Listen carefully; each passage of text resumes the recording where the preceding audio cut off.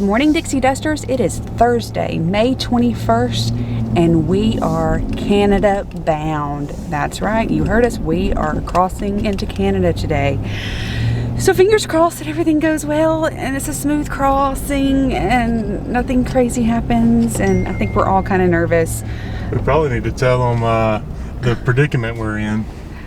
Oh, you want to tell them the predicament? Yeah, I can. So what had happened? So what had happened is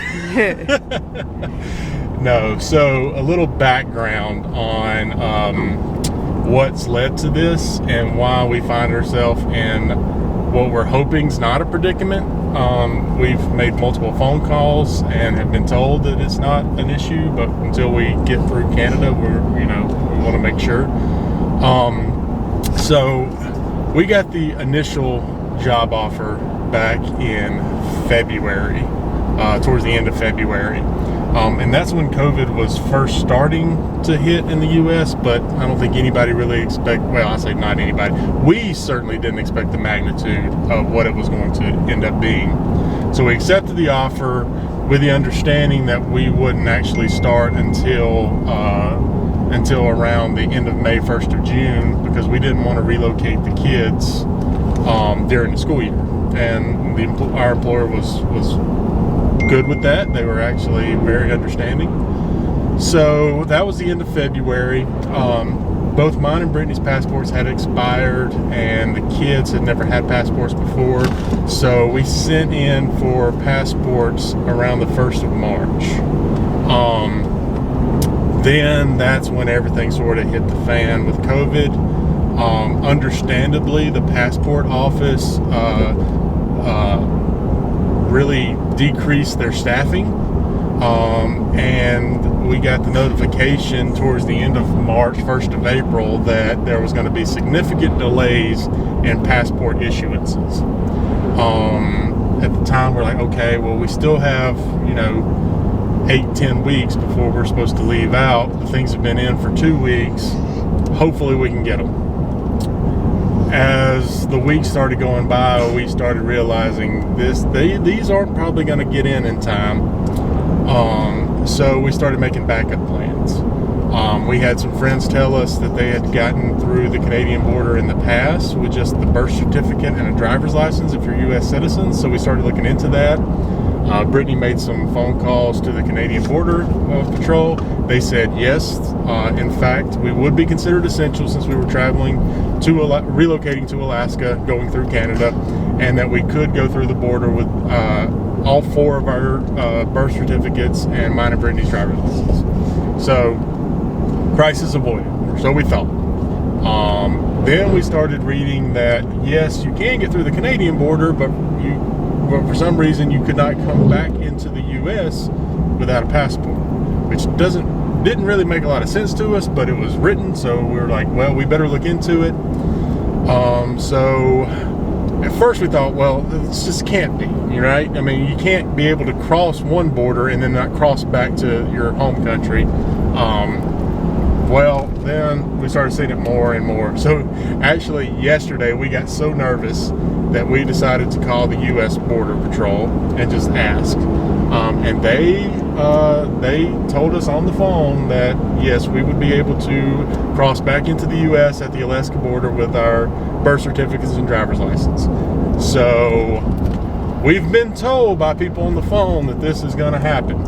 Didn't get it in blood writing, which we probably should have, but yeah, try and get that from the government. So yeah, we got I mean, I was so nervous. I was looking at other alternatives, whether flying Brittany and the kids and the animals, and me hopping on the ferry, if the ferry was even running, or putting the RV in storage in Washington and flying up and then coming back for it once everything, all the restrictions got lifted, or we got our passports. But they said we can do it, so here goes nothing. Here goes. Stay tuned. All right, guys, we are T-minus 9 miles from the border. I guess we're about to find out if we're going to get into Canada or not. Keep your fingers crossed. And your toes. My heart's just Alright, here we go. The Ram? Where's Ram? Yeah, that's the Ram. Sure, because I don't see Ram. Oh, there's Ram. Ram, RV. Yeah, alright. So, Bam. What is this? well, let's just quit talking. That's all the animal stuff. Oh, Lord have mercy. So, let's see where we're supposed to go. Alright, who's mommy and daddy? Mommy and daddy. Daddy. Yes.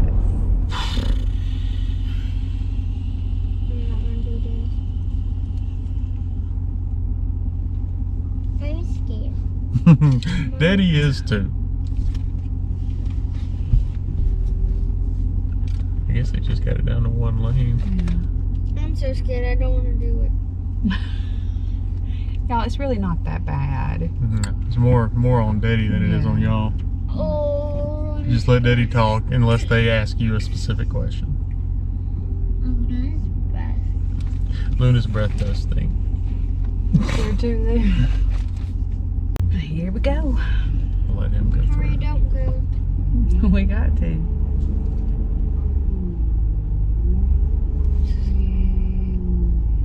So scared. She looks sweet. He's a girl. We're good. You're cute and handsome.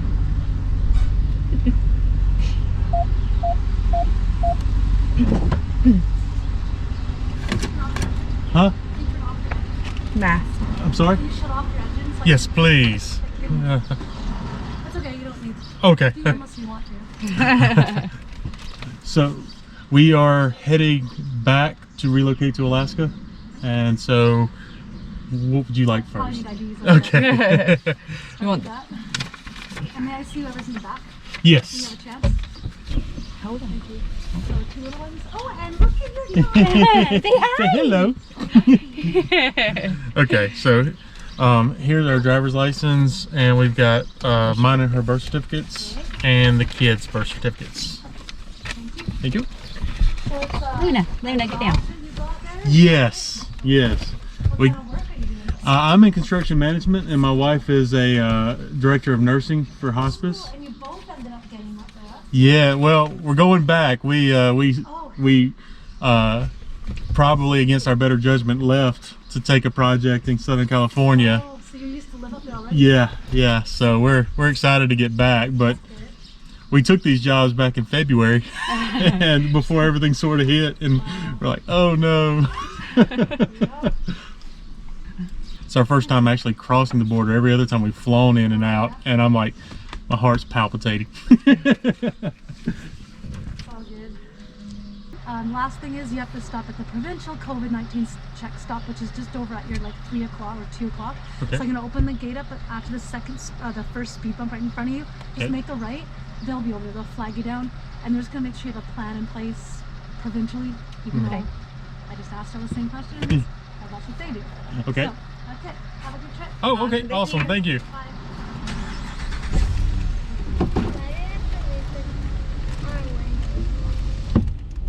So that she could see inside.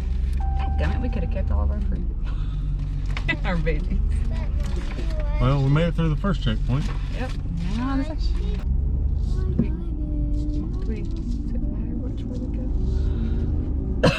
Okay, Brittany, don't cough.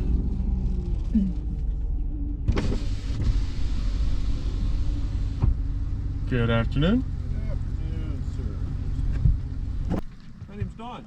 Hi. My name is Don. You're a Don too. So I understand you.